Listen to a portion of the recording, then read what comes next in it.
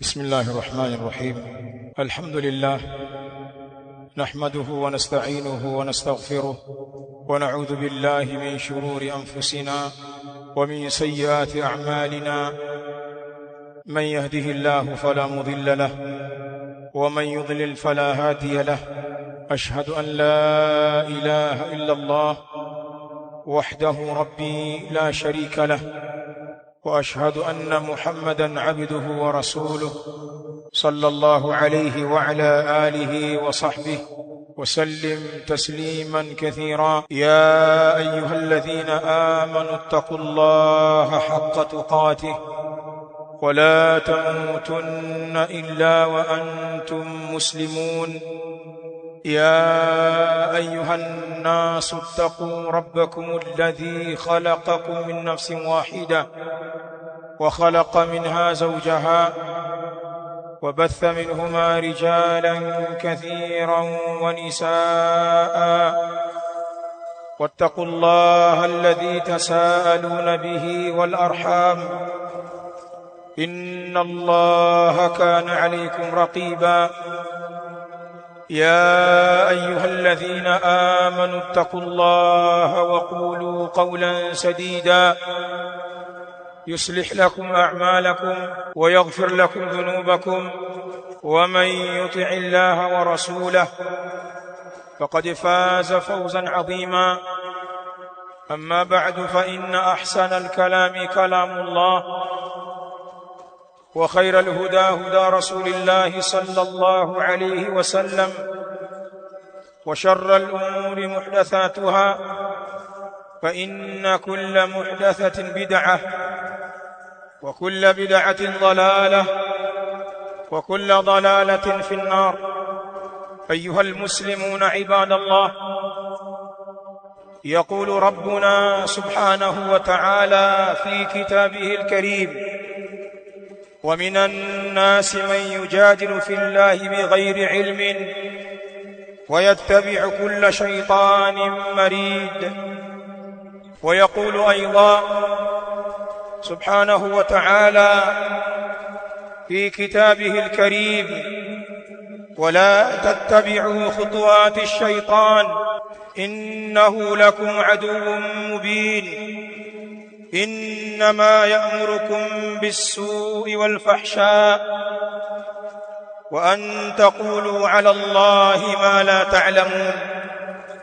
عباد الله، ولقد أخرج الإمام البخاري رحمه الله تعالى في كتابه الصحيح من حديث الصحابي الجليل أبي موسى الأشعري رضي الله تعالى عنه قال: قال النبي صلى الله عليه وآله وسلم: مثل ما بعثني الله به من الهدى والعلم كمثل الغيث الكثير أصاب أرضا فكان منها نقية قبلت الماء فأنبتت الكلأ والعشب الكثير، وكانت منها أجادب أمسكت الماء فنفع الله بها الناس فشربوا وسقوا وزرعوا. وكانت وفي رواية: وأصابت طائفة أخرى إنما هي قيعان لا تمسك ماء ولا تنبت كلأ. فذلك مثل من فقه في دين الله ونفعه ما بعثني الله به فعلم وعلم، ومثل من لم يرفع بذلك رأسا ولم يقبل هدى الله الذي أرسلت به. الحديث. ndugu waislamu, بتوفيق الله سبحانه وتعالى وعونه تعالى وتوفيق الله سبحانه وتعالى na kwa msaada wake yeye tabaraka wa taala tumekutana tena katika Ijumaa hii ya leo, ambapo ni Ijumaa ya tarehe 15 katika mwezi huu wa Shawwal mwaka 1447 Hijiria. Kwa munasaba wa kipindi hiki tulichokuwa nacho cha mwezi wa Shawwal, kwa hakika vituo mbalimbali vya kiilmu, almaahid walmarakiz, vituo vya kulea na kuwasomesha vijana wa Kiislamu ndio vinaanza mwaka wake mpya wa masomo katika miezi hii. Ghaliban, kwa mara nyingi, maeneo mengi ya miji ya Waislamu watu huanza muhula wao wa masomo katika vituo vyao vya ilmu katika mwezi huu wa Shawwal. Hichi ni kipindi mashekhe na walimu wanajiandaa kuwapokea vijana katika vituo vyao na kuendelea kuwasomesha na kuwalea. Hichi ni kipindi wazazi na walezi wanawaandaa vijana wao kwa mahitaji mbalimbali yanayotakiwa katika vio vyao ili kuwapeleka katika madaris na marakiz kusoma ilmu. Hichi ni kipindi wadau mbalimbali wa ilmu, viongozi wa misikiti, kamati za shura, bodi mbalimbali za madaris zinakaa vikao vyao vya kupanga mikakati ya ilmu na kwa namna gani watawapokea vijana katika maeneo yao na kuwahudumia kwa ajili ya kusoma dini. Kipindi nyeti sana hichi tulichokuwa nacho sisi Waislamu.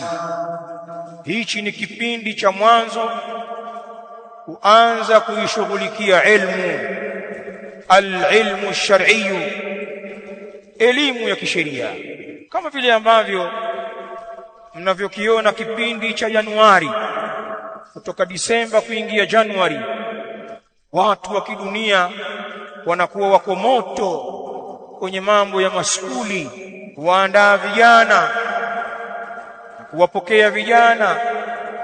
Inakuwa wakati huo hakuna habari nyingine, watu ni shule tu. Basi na sisi watu wa dini tuna misimu yetu ya kuzifungua markazi zetu kwa ajili ya jambo kubwa la elimu. Kwa munasaba wa jambo hili itakuwa na mazungumzo maalumu na Waislamu kupitia membari hii, na insha Allah taala mazungumzo haya, Allah akiniyafikia kunipa afya na uhai, tutayafanya ndani ya Ijumaa mbili.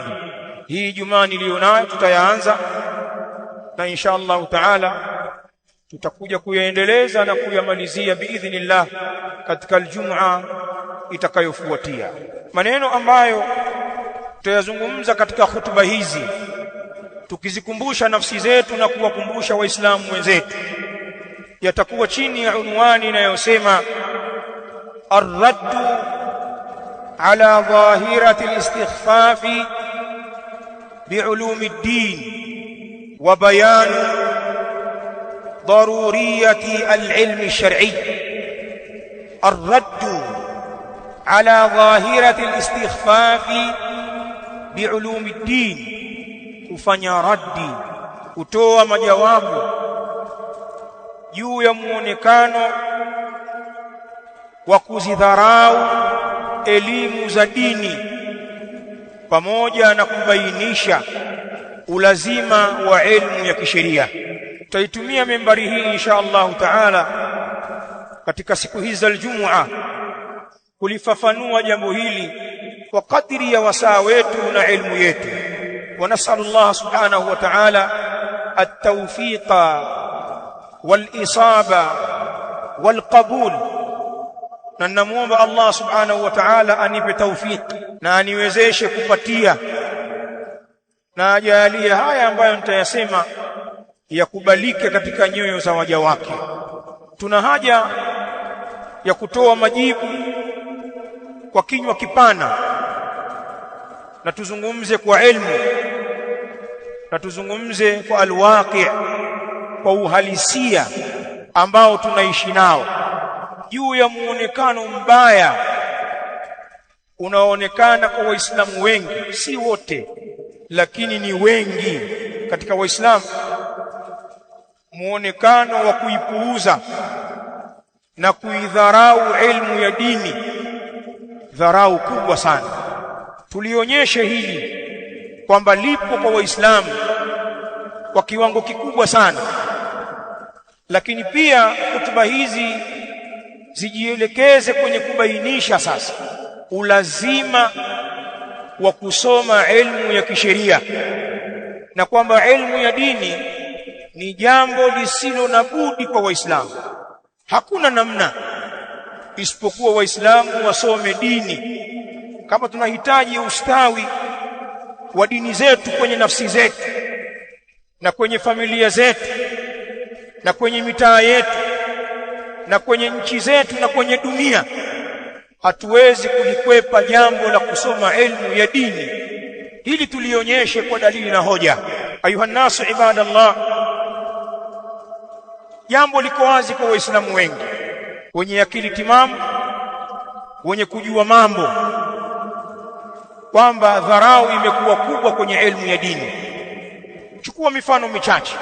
Wewe tizama uwekezaji wa rasilimali watu kwenye hii elimu ya dini, kadhalika uwekezaji wa miundombinu yake. Watu wangapi katika Waislamu wamewaandaa vijana wao na watoto wao kwa ajili ya kusoma hii dini ya Allah, ili waje kuisimamia na kuitetea? Watu wangapi katika Waislamu wanashiriki katika ujenzi wa miundombinu ya kuwezesha elimu ya dini isomwe kwa urahisi na kwa ufanisi, kama kujenga vituo vya elimu, madaris, kujenga misikiti mikubwa na kuiwekea miundombinu ya kuwalea watu kwenye elimu katika misikiti hiyo. Watu wangapi wanashiriki kwenye khairi hizi? Kila mmoja ni shahidi wa nafsi yake. Hili jambo ni msiba mkubwa kwetu. Watu wengi katika Uislamu tumeruzukiwa watoto wa kike na wa kiume. Kila mmoja ajiulize, ana mtoto gani wa kwake? Usiniambie watoto wa kuwaokota mtaani waliokosa walezi. Kaangalia msikitini pale, kuna kijana na shangaa hana mwelekeo, na pengine alifeli skuli huko, hana akili. Nakwambia mtoto wako au mdogo wako au ndugu yako wa damu ambaye una uchungu naye, mwenye akili safi, maarifa anayo, wangapi wana watu kama hawa kwenye familia zao waliowaandaa kusoma dini? Sisemi uwasomeshe watoto wote waje kuwa wasimamizi na mashekhi wa dini. Kama utaliweza hilo ni kheri. Nazungumzia hata mmoja ambaye umemwandaa kwa ajili hiyo. Nyinyi ni mashahidi wa nafsi zenu. Lau mnamuogopa Allah na mkaacha uongo wa kuziongopea nafsi zenu, hamjawaandaa watoto hao. Na Allah amewapa watoto wengi, Allah amewapa akili na uwezo wa kumsimamia uko nao, lakini hilo jambo hamlitaki wala hamjawaelekeza watoto wenu huko. Na kama mnawapeleka katika mafunzo ya kidini, ni ile geresha ya utoto tu, wakajue alifu be, wakifika darasa la 4, darasa la 7, form 1, form 2, hatuwaoni tena. Hakuna mpango wa kuwaandaa watu wetu kwenye familia zetu kwa ajili ya kushika majukumu ya dini. Hatuna mpango huo. Na watu wengine mughafalun wanaichezea dini pia, kwa kuwa kwenye jumuiya hawafanyi hivyo. Pana watu walijaribu kuandaa baadhi ya vijana wao, wakaanza kuwasomesha dini huku na kule, lakini haikuwa riziki. Wale vijana wamekengeuka, hawakufuata ule utaratibu, na mzee kafanya juhudi. Allah atamlipa mzee huyu juhudi yake. Toka alipofeli kwa kijana mmoja au vijana wawili akaamua kususa kwamba sasa basi sisomeshi tena dini. Ukimwambia kwa nini? Fulani nilimsomesha, kiko wapi? Fulani nilimsomesha, kiko wapi? Lakini ukitaka kujua huyu ni mughaffal, hajakata tamaa kwa hao anaowasomesha dunia, na anao waliofeli hiyo dunia, wamekengeuka, wako mtaani, hawamsaidii chochote, pengine bado wanamtegemea yeye. Lakini kuna waliofika form 6, kuna waliomaliza vyuo vikuu, hawamsaidii chochote wala hawajaweza kujisaidia wao, lakini hajasusa kusomesha sekula. Bado wadogo zao anawapeleka skuli, tena anaongeza bidii. Kama hawa wakubwa aliwasomesha huko zamani shule loko hivi, hizi Senti Kayumba hizi, sasa anampeleka international English medium. Hawa wadogo wanakwenda shule za viwango. Hajakata tamaa na anajiambia nilifeli kwa wale wakubwa, wacha nipambane na hawa waliobaki. Shukran, juhudi kubwa hiyo. Dini je? Mbona toka ulipompoteza mmoja umesusa kabisa? Ndio utajua shaitani anapotuchezea. Tumeghafilika. Kwa hivyo hana kijana wake yoyote mwenye kusoma dini kwa ajili ya kuja kuupambania Uislamu. Tukiacha hayo, hii miundombinu ya elimu, kuzijenga marakiz, kuwasimamia waalimu wake, kuwasimamia wanafunzi na bajeti zao, wangapi wanashiriki katika jambo hili? Pana watu miaka inakatika wala haulizii jambo hili kwamba hizi markaz zinaendaje, mipango ikoje, nina jambo nataka nisaidie hapa. Miaka itakatika, hana habari. Achilia mbali kuuliza, anaweza akapelekewa kwamba kuna jambo linahitajia kusimamiwa, tuna ujenzi ambao utatusaidia kuwalea wanafunzi wetu na kuwasomesha watoto wetu, tuna mfuko huu wa walimu wetu unalega, walimu wanakosa mahitaji na wanafanya kazi kubwa, wala mshipa wa haya na hofu na Allah haumgongi, hatoi. Na wengine wameahidi wenyewe, tuna mifano hai katika vituo hivi, wameahidi wenyewe kwamba watatoa sehemu katika mali zao kusaidia mifuko ya madaris, lakini wakifuatwa kwa ajili watoe zile ahadi zao, wanawakwepa na kuwachenga wale wenye kukusanya ahadi zile, bali wanawafanyia udhia. Mtu kimfuata na kunja ndita, njoo baadaye, ana mwezi mzima anaambiwa baadaye, amwambia baadaye ndio hii, na mwezi unaniambia baadaye, na mimi nina shughuli zangu. Kaka, baadaye unataka njoo, utaki usije. Wako watu mughafalun waliofikia kiwango hiki. Sasa kama ninaongopa, nyinyi ni mashahidi wa nafsi zenu. Ndugu zangu, nataka niwaambie, kusoma elimu ya dini kwenye jamii kubwa ya Waislamu hivi sasa umekuwa ni mpango wa pili. Haya maneno nimekuwa nikiyasema na nitayakariri kwenu, na Allah ni shahidi. Kusoma dini na kusomesha vijana wetu dini ya Kiislamu kwa Waislamu wengi, jambo hili limekuwa ni mpango wa pili, plan B. Yani baada ya mtu kufeli katika plan A, kama alikuwa nayo, alikuwa amempanga mwanae katika masomo fulani au katika mafunzo fulani, akafeli kule, ikawa skuli kafeli, alama alizopata mbaya, akajaribu labda arudie masomo, kafeli tena, kamtoa huko, haya twende kwenye ufundi, kila akifundishwa haelewi. Sasa wanashauriana kifamilia pale, huyu bwana tumfanyeje?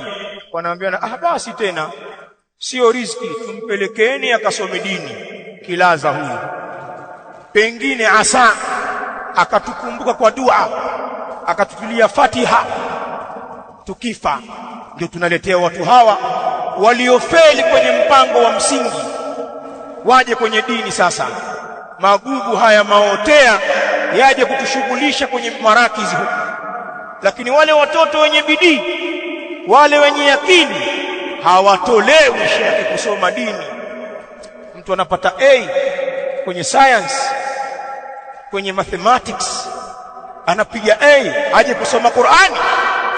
Waislamu hao wamekurubia kuwa hawapo kwa ile dharau ya elimu ya dini. Kataeni na jambo hili pia. Na wengine wanaokuja kusoma dini wakiwa na akili nzuri wanaletwa kwa malengo ya dunia. Maajabu haya kwa Uislamu. Pana watoto wanaletwa katika marakiz kama ni daraja tu la kufikia dunia. Wanaambiana watu wa dunia huko na wanaonekana wana dini. Wana mtoto akihifadhi Qur'ani akiwa mdogo anakuwa bright sana school. Wallahi. Akianza na Qur'ani akiwa hafidh, utashangaa uko school. Mnaletewa vitoto mhifadhishe Qur'ani ili viende skuli. Si kwamba wajue dini waje kuwa wasimamizi wa dini, tupate makhatibu, tupate maimamu, tupate mashekhe, tupate waalimu ambao wana uhaba mkubwa. Akisoma huku anaelewa kule. Dini inafanya daraja la dunia. Na ndio maana watoto wetu tunapokonywa pale ambapo tumeanza kuyaona matunda na tunaanza kuwategemea katika mambo, hapo hapo unapokonywa huyo mtoto. Hivi ndivyo tunavyofanya sisi. Kama nadanganya mtanisuta.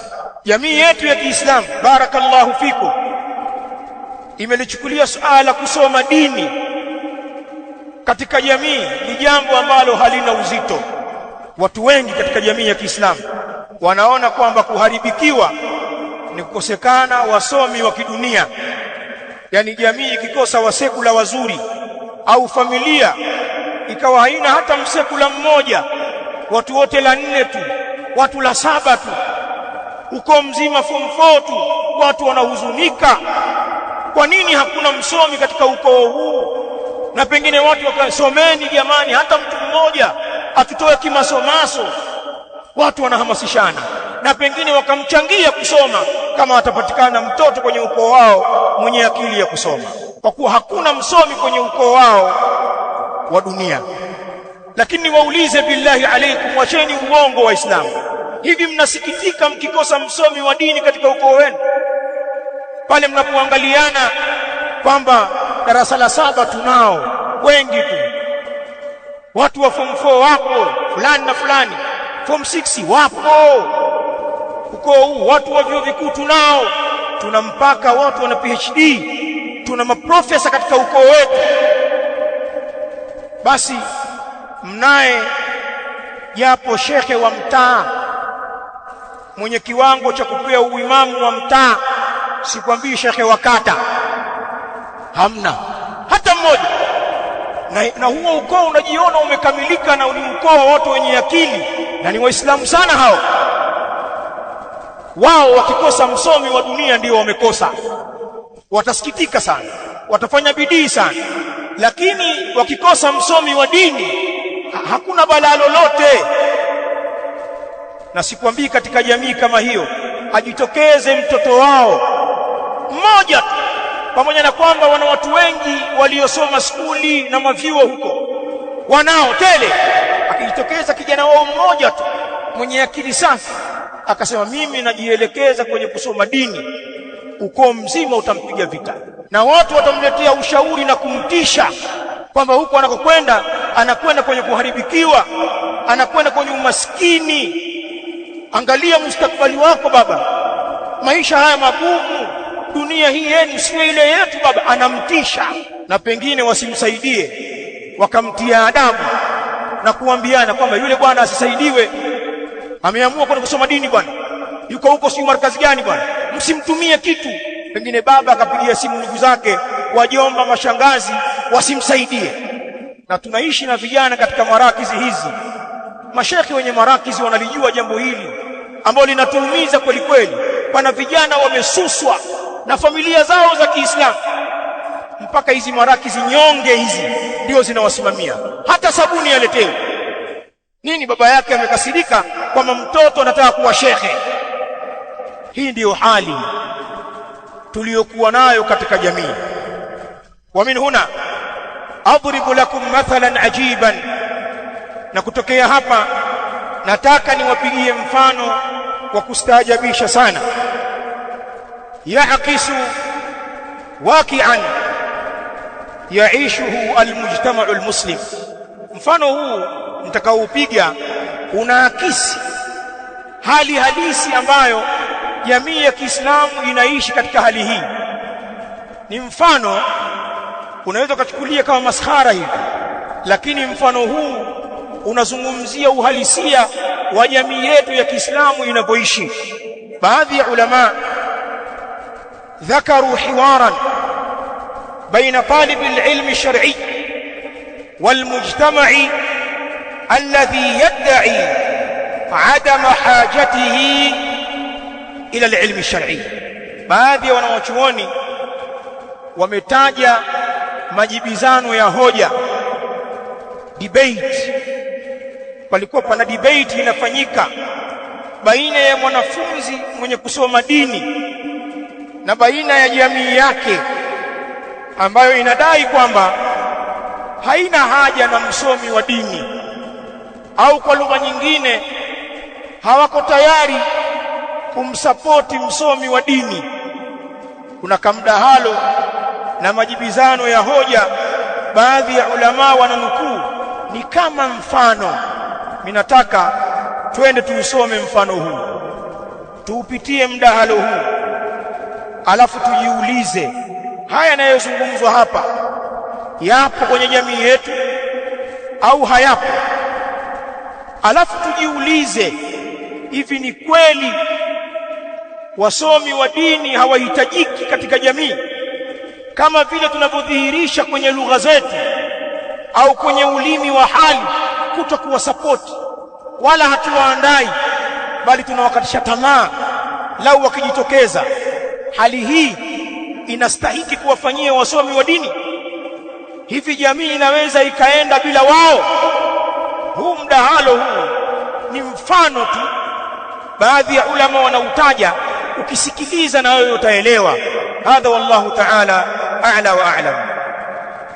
Alhamdulillah wassalatu wassalamu ala rasulillah Muhammad ibn Abdillah wa ala alihi wa ashabihi alkiram ajma'in. Amma ba'd.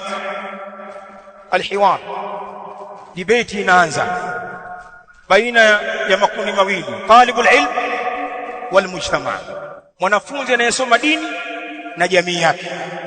Almujtama'u, jamii imeanza inamuuliza, madha tadrusu?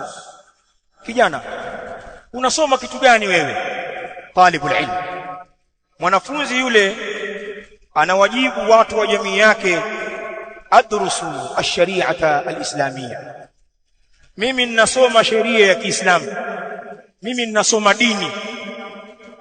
Sikiliza jamii ilivyomwambia almujtama'u, limadha tadrusu ash-shari'a, kwa nini umeamua kusoma dini? Lau tadrusu al-ulum al-asriyya la afadatka ba'da at-takharruj, lau ungeamua kusoma elimu ya mazingira, kwa hakika ingekusaidia wewe baada ya kumaliza masomo. Jamii inamwambia yule kijana. Sasa ninawauliza, hivi jamii za Kiislamu haziwaambii maneno haya vijana wao ambao wanataka kusoma dini? Vijana wao waliojielekeza katika madaris hawajibii majibu haya? Baba, kwa nini usiangalie masomo yako ya skuli? Maisha haya ni magumu, kuna kesho. Ukimaliza basi utaangalia uko mbele pengine. Yani kama vile elimu ya dini haina mfumo wala haina kipindi cha kupanda.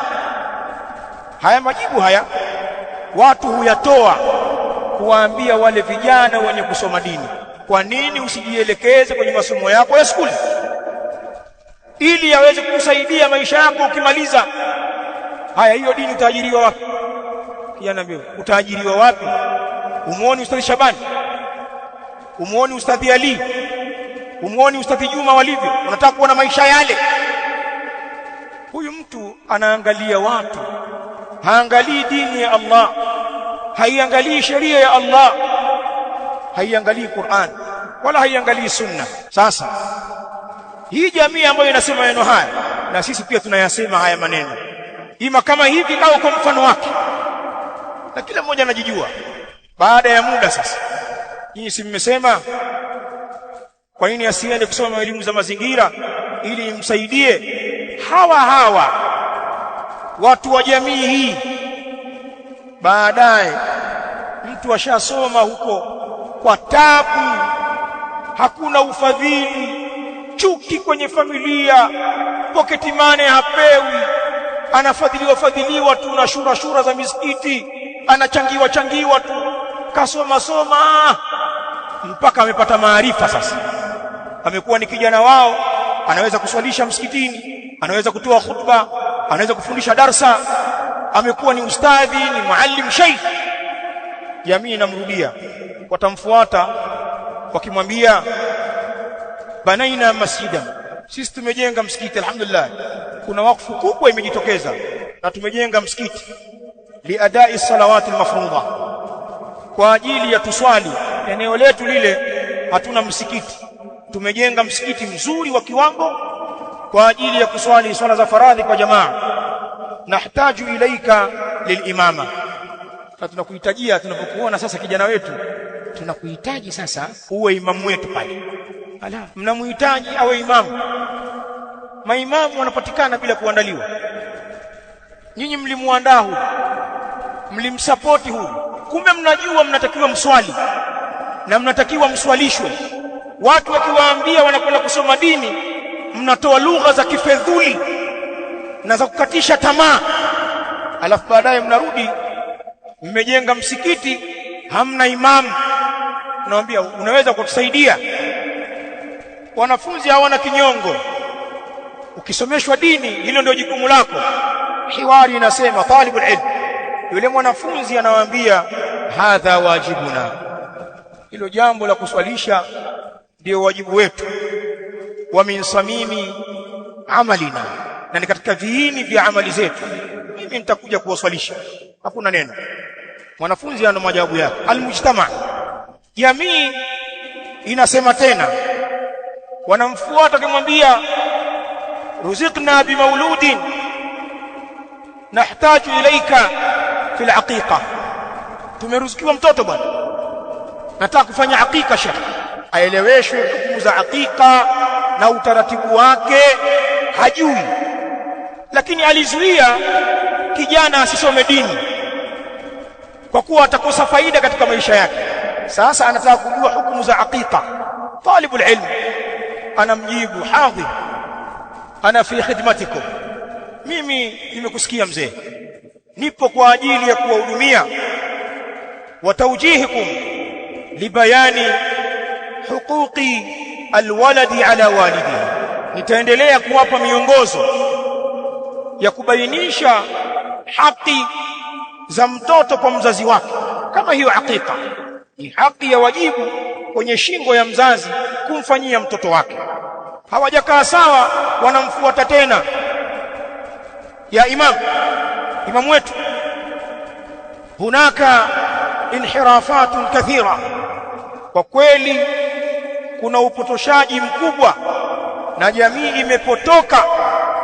Nuridu minkum at-tawjih, tunataka mtupe miongozo, jamii imeharibika. Wazee wanamfuata imamu wao, tunahitaji miongozo fi khutbati al-jumu'a, katika khutba ya Ijumaa labda ugusie mambo ambayo yanaisibu jamii, au muhadharati, au tunahitaji muongozo kwenye muhadhara au darsi, au toa muongozo katika darasa au daurati, au tupe muongozo kwenye semina. Shekhi, weka angalau semina bwana. Pengine akatajiwa hali ni mbaya kwa vijana wamepinda ulevi, wamekuwa waraibu kwa mambo ya fahisha, jambo la ushoga limekuwa kwa kiwango kikubwa, na mfano mambo haya, wizi umekithiri. Shekhe, hebu zungumza mada kuhusu vijana au kuhusu wanawake, labda waekee ni semina au warsha. Haya ndio maneno yanaletwa kwa huyu shekhe. Sasa jamii hii mwanzo ilimwambia endelea na masomo yako ya mazingira ili uje kupata faida baada ya kumaliza. Leo wanajiona kwamba wana mwanya mkubwa, wanamhitajia yule kijana. ambaye hawakumsapoti wala hawakumlea, bali walimkatisha tamaa. Hii hiwari ieleweni vizuri. Kijana anafuatwa atoe miongozo mbalimbali kwenye jamii iliyoharibika, na haya ndiyo maajabu mimi huyaona kwa Waislamu wengi, na wengine ni viongozi wamepewa dhamana mbalimbali za uongozi, wakati mwingine hawana sapoti yoyote katika haya mambo yetu ya kidini, hawana sapoti yoyote.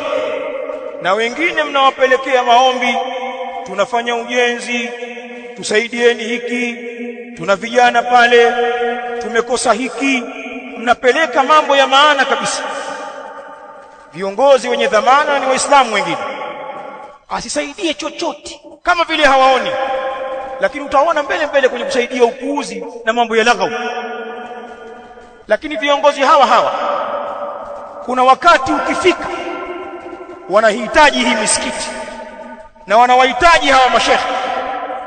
Ukifika wakati wao wana shida zao, ni waangalieni viongozi wengi wa Kiislamu wakati wa kampeni, ndio utawaona misikitini wakiomba dua. Mashekhe, bwana, dua zenu maji ya shingo napelekwa hivi, niombeeni.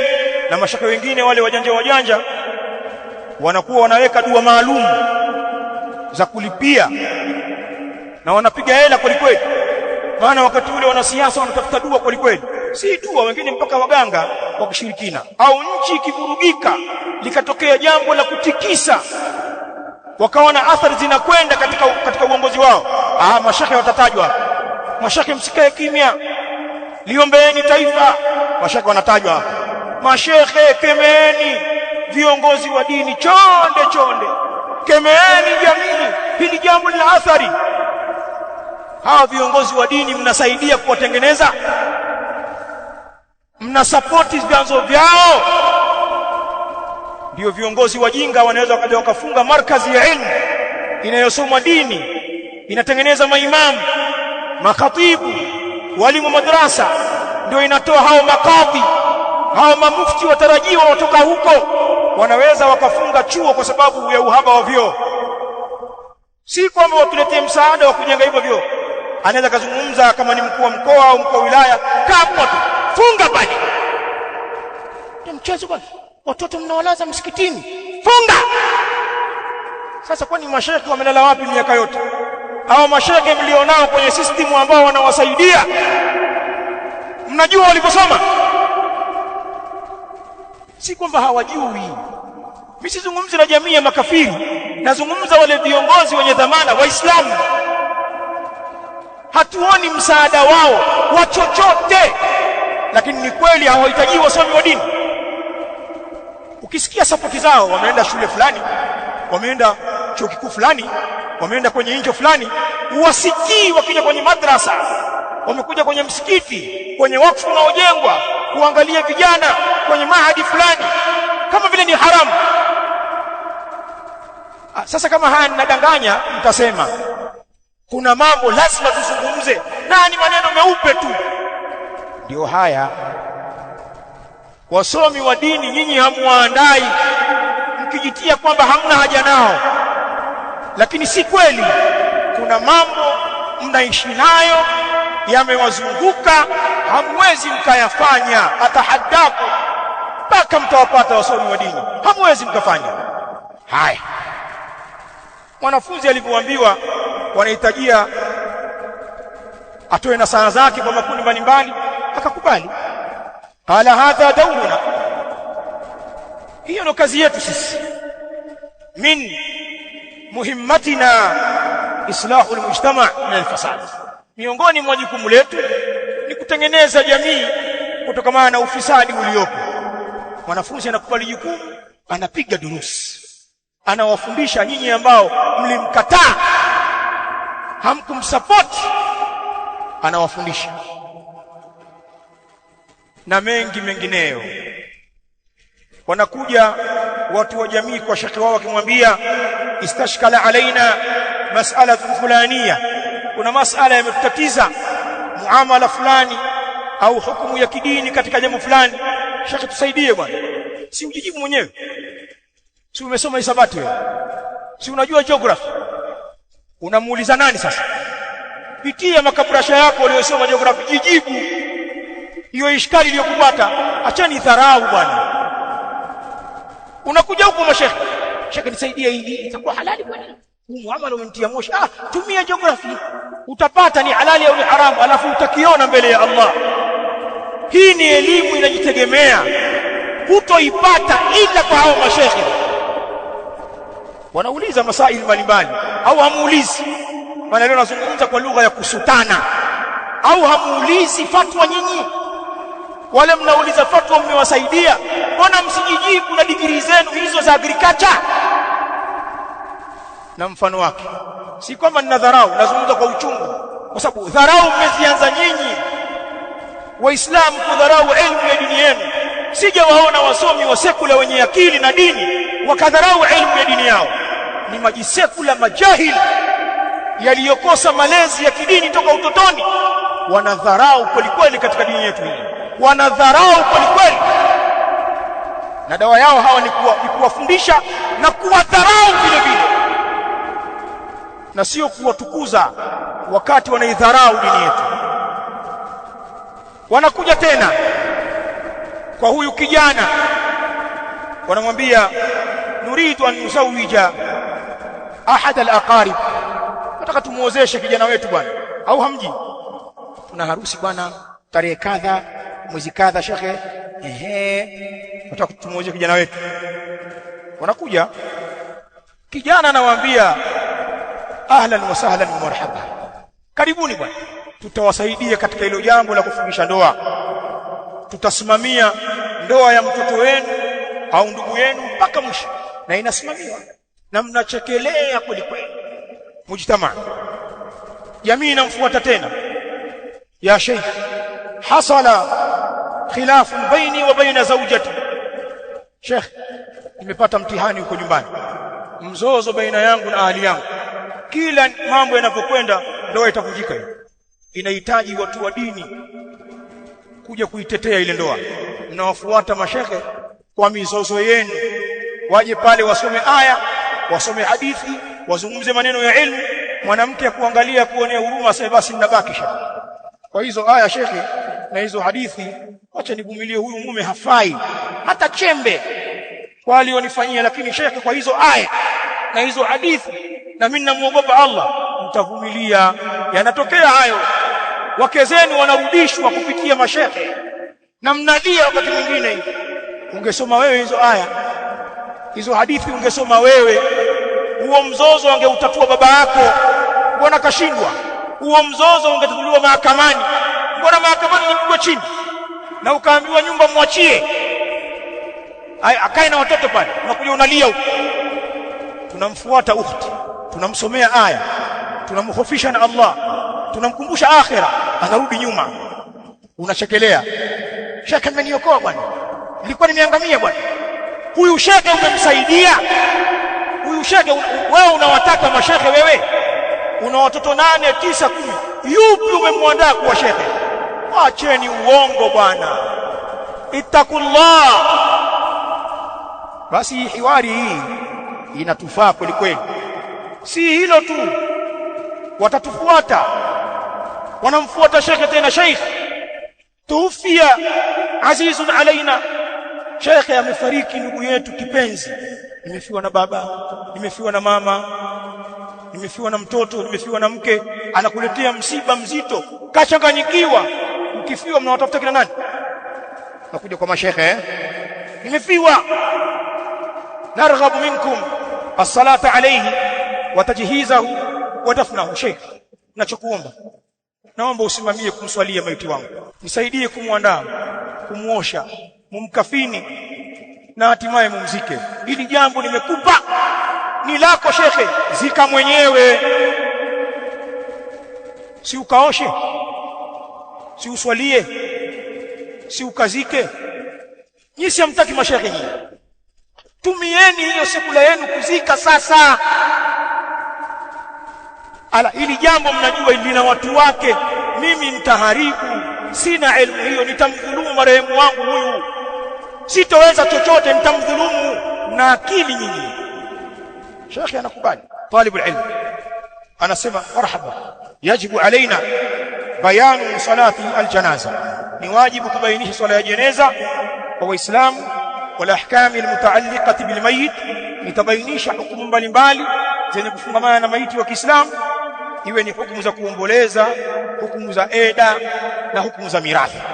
Sheikh anaingia mzigoni, anamswalia maiti wako, na kabla ya hapo wanamuosha, wanamkafini, wanamswalia, wanakwenda makaburini, wanasimamia mazishi.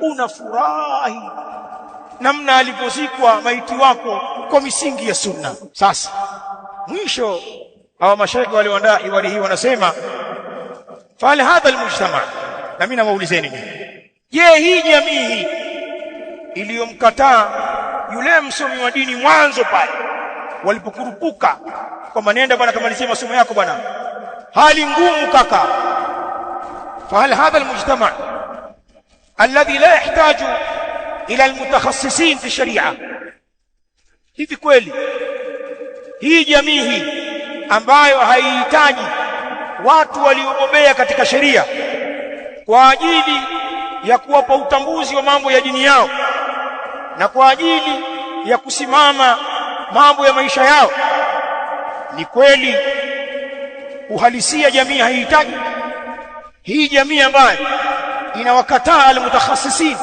watu wenye waliojielekeza kusoma dini, inawakataa na haiwasapoti na kuwaambia kwamba kasomeni elimu za mazingira, maisha yatakuwa magumu? Hivi ni kweli jamii hii haihitaji wasomi wa dini kwa haya tuliyoona? Wewe hauna akili? Ni kweli hamuhitaji? Tunahitajia sana. Fa hadha almujtama, hii jamii ambayo haiwasapoti wasomi wa dini, lakini kiuhalisia kwenye kila nyanja ya maisha yao wanahitajika hawa wasomi wa dini.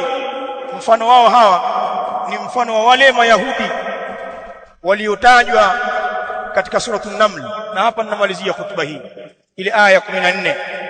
Allah anawazungumza Mayahudi wale waliomkataa Musa alayhi salam, wajahadu biha wastayqanatha anfusuhum dhulman wa uluwa fanzur kaifa kana aqibatu almufsidin. Allah subhanahu wa ta'ala anasema wajahadu biha, na wakaipinga hiyo miujiza aliyopewa Nabiiullah Musa alayhi salam. Bani Israili wakaipinga kwa makusudi na kumuita kwamba Musa ni mchawi mkubwa, uchawi wake umeshindikana. Kumbe ni miujiza ya Allah kuwaonyesha kwamba Musa ni nabii na wala si mtu mwenye kuzua. Wajahadu biha, wakaipinga na kuikanusha miujiza ya Musa. Wastaiqanatha anfusuhum, na hali ya kuwa zimeyakinisha hiyo miujiza nafsi zao. Dhulman wa uluwa, waliipinga miujiza kwa dhulma, kwa uadui wa uluwa na kwa kibri. Bani Israili waliujua ukweli ndani ya nafsi zao kwamba hii ni miujiza ya Allah katuletea sisi, na wala huu sio uchawi. Ndani ya nafsi zao wanakiri hilo, lakini wakampinga Musa alayhi salam kwa uadui na kwa kibri. Mtume anaambiwa fanzur ya Muhammad, tizama. Khitabu hii inamuelekea mtume wetu, fanzur kaifa kana aqibatu almufsidin. Sasa tizama Muhammad, vipi ulikuwa mwisho mbaya wa wenye kufanya ufisadi. Jamii ya Kiislamu inajitia kwamba haina shughuli na elimu ya dini. Jamii ya Kiislamu inataka kudanganya kwamba elimu ya dini ni ziada tu katika maisha yetu baada ya mambo mengine, lakini uhalisia tunaoishi nao, elimu ya dini tunahitajia kwenye kila nyanja. Sasa hao watu mmewaandaa. Hotuba yangu ya kwanza itaishia hapa. Hotuba ijayo tutaleta hoja za kubainisha sasa udharura wa kusoma elimu ya dini kwenye jamii, na kwamba mafanikio ya jamii ya Kiislamu msingi wake ni elimu ya sheria. Tukiukiuka msingi huu tutapiga makasia, tutakimbia juu ya maji. Alafu unataka mtu wa nyuma yako aweze kuhesabu hatua, azione alama zako, tutajidanganya, tutachelewa. Kibaya zaidi, elimu ya dini ikosekana, tutapotea, tutapoteza kizazi. Usishangae misikiti hii tuliyoijenga kwa ajili ya Allah na dini ikageuzwa na watu wajinga kuwa ni magodauni. Hii misikiti baada yetu ikawa ni magodauni haya, panapangwa michele hapa na karanga, au ikawa ni nursery school. Msishangae ile ghorofa mnalijenga kwa juhudi wakfu lillah, kesho kukawa ni chuo cha ufundi kile. Wamekuja watu vio vyote vya ufundi nchi hawajaviona, mpaka ile nyumba ya wakfu ya dini ndio iwe chuo cha ufundi. Watakuja wapuuzi hawa, kwa kuwa elimu ya dini haipo, ni majisekula tele waliojaa msikitini, hawana akili isipokuwa hiyo. Si kwamba ninatukana elimu za dunia, imetufikisha pabaya. Hatuoni msaada wenu kwenye dini, ni kwa sababu hamtaki kusoma dini. Hadha wallahu ta'ala a'la wa a'lam, wa sallallahu wa sallam ala nabina Muhammadin wa ala alihi wa ashabihi alkiram ajma'in, wa jazakumullahu khairan.